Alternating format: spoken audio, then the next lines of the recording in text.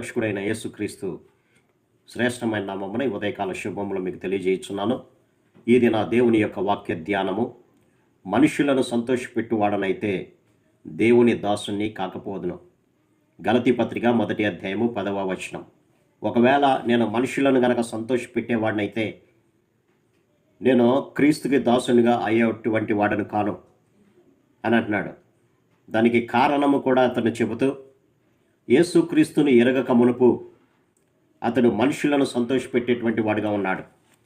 ఎవరైతే క్రీస్తు నామాన్న సువార్తను ప్రకటిస్తున్నారో వారందరినీ కూడా బంధించి తీసుకొచ్చి హింసించేటువంటి పనిలో పౌలు ఉన్నాడు.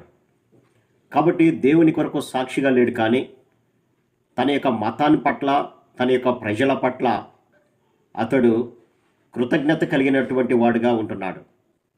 కానీ ఎప్పుడైతే యేసుక్రీస్తు అతన్ని దర్శించాడో అప్పటి నుంచి అతని జీవితం మారిపోయింది. అతని యొక్క బోధలన్నీ కూడా మనుషులను సంతోషపెట్టేటువంటి బోధలు లేవు, కానీ క్రీస్తు ఏ మాటలైతే తెలియపరచమన్నారో ఆ మాటలను ఖండితంగా అతడు తెలియచేసేవాడు. దేవుని యొక్క సువార్తను ఖండించుటకు, బుద్ధి చెప్పుటకు అతడు వాడేటువంటి వాడు. అతని ముందు ఎంత గొప్ప జనమున్నా వారిని ఏమాత్రం కూడా పట్టించుకునేటువంటి వాడు కాదు. వారిని సంతృప్తిపరచడానికి తన యొక్క మాటల గారడీల్ని ఉపయోగించేవాడు కాదు. అందుకనే పౌలంటే అనేకులకు ఈర్ష్య కలిగింది, అసూయ కలిగింది, ద్వేషం కలిగింది. అపోస్తుల కార్యములు కనుక మనం చూసినట్లయితే, నేను ఆసియాలో కాలు పెట్టిన దినము నుండి ఎల్లకాలము మీ మధ్య ఎలాగో నడుచుకుంటున్నో మీరు ఎరుగుదురు.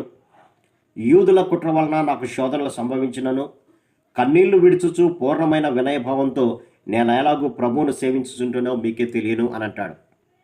తర్వాత కింద వచనాల్లో కనుక మనం చూస్తే, బంధకములను శ్రమలను నా కొరకు కాచుకునేవని పరిశుద్ధాత్మ ప్రతి పట్టణములోనూ నాకు సాక్ష్యం ఇస్తున్నాడు అంటాడు.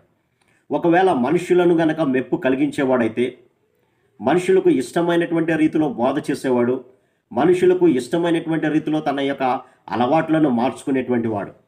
కానీ క్రీస్తు ద్వారా బోధించబడినటువంటి ఇతడు దేవుడు ఏ బోధనైతే తెలియపరిచాడో ఖండించేటువంటి బోధ, బుద్ధి చెప్పేటువంటి బోధ, ఆ బోధను నిర్భయంగా ధైర్యంగా చెప్పటం వలన అనేకులకు పౌలు శత్రువులుగా మారబడ్డాడు.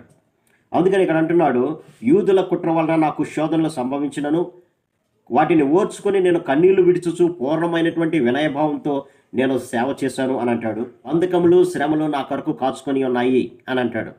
కాబట్టి మనుషుల మెప్పు నేను పొందాలి అనేటువంటి ఆలోచన పౌలులో ఏమాత్రము లేదు ప్రియులారా. అందుకనే 20వ వచనంలో కూడా చూస్తే అక్కడ అంటాడు, మరియు ప్రయోజనకరమైనవి ఏదియూ దాచుకొనక బహిరంగంగానూ ఇంటింటనో మీకు తెలియచేయుచు బోధించుచు దేవుని ఎదుట మారు మనసు పొంది యేసుక్రీస్తునందు విశ్వాసం ఉంచవాలేనని యూదులకు గ్రీసు దేశస్థులకు నేను సాక్ష్యం ఇస్తున్నాను అని అంటాడు.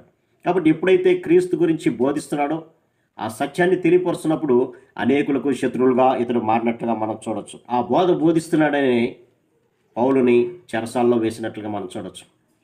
కానీ దేవుడు విడిచిపెట్టలేదు. కానీ ఎప్పుడైతే దేవుని కొరకు సాక్షిగా పౌలు జీవిస్తున్నాడో ప్రతి బంధకముల నుంచి కూడా విడుదల దయచేశాడు. నేను అనేక మార్లు కట్టబడ్డాను, అనేక సార్లు హింస పొందాను, అనేక సార్లు ఓడ మధ్యలో బద్దలై భయంకరమైనటువంటి ప్రాణాపాయ స్థితిలో నేను ఉన్నాను, ప్రభువు నన్ను కాపాడాడు అని అంటాడు. కారణం ఏంటంటే అతని యొక్క బోధ యథార్థమైనది కాబట్టి ప్రభు అతనికి తోడై ఉన్నాడు. కాబట్టి మన జీవితంలో కూడా మనుషులను సంతోషపెట్టాలనేటువంటి ఆలోచనతో సువార్త పక్కదారి పట్టిస్తున్నామా? ఒకవేళ మనుషులను నేను సంతోషపెట్టాలని దేవుని నామాన్ని మహిమపరిచే బదులు మనుషులను మహిమపరిచే స్థితిలో ఉంటున్నామా? ఓసారి జ్ఞాపకం చేసుకుందాం. నేను మనుషులను సంతోషపెట్టువాడనైతే నేను క్రీస్తు దాసుని కాకపోయేది ఉండేదను అని అంటాడు. కాబట్టి మనం కూడా ఈ లోకంలో విశ్వాసయాత్రలో కొనసాగుతున్నప్పుడు మనము మనుషులను సంతోషపెట్టాలని, మనుషులకు సంతోషం కలగని ఏవేవో కార్యక్రమాలు చేయటం కాదు, కానీ దేవుని కొరకు సాక్షిగా ఉంటూ ఒకవేళ అనేకులకు మనము శత్రువులైనా పర్లేదు, కానీ దేవునికి ఇష్టలుగా మనం జీవించాలనే ఇక్కడ ప్రభువు బోధిస్తున్నాడు. కాబట్టి మనుషులను సంతోషపెట్టేటువంటి క్రియలు మనం మానుకొని మన యొక్క ఆత్మీయ జీవితాన్ని ప్రభువులో కట్టుకుందాం. ఆయన ఇచ్చేటువంటి నిత్యరాజ్యాన్ని పొందుకుందాం. అట్టి కృపా పరిశుద్ధాత్మ దేవుడు మనందరికి దయచేయను గాక. ఆమేన్. ప్రార్థన. సర్వశక్తుడా, ప్రేమ గల మా తండ్రి, నేను మనుషులను సంతోషపెట్టేవాడినైతే నేను క్రీస్తు దాసుని కాకపోదును అని అన్నాడు ప్రభా. అవునాయన, మేము కూడా మనుషుల మెప్పు కోరి వారిని మహిమపరచడం కాదు కానీ ఆయన సత్యవంతుడైనటువంటి మిమ్ములను మహింపరుస్తున్నాయన. ఈ లోకంలో మేము విశ్వాసయాత్రలు కొనసాగే భాగ్యాన్ని దయచేయమని, మీ సువార్త నాయన ఎలాగున్నదో అలాగే బోధించి ఆచరించే భాగ్యాన్ని మా అందరూ దయచేయమని యేసునామమున అడిగి పెట్టుకుంటున్నాం తండ్రి. ఆమేన్.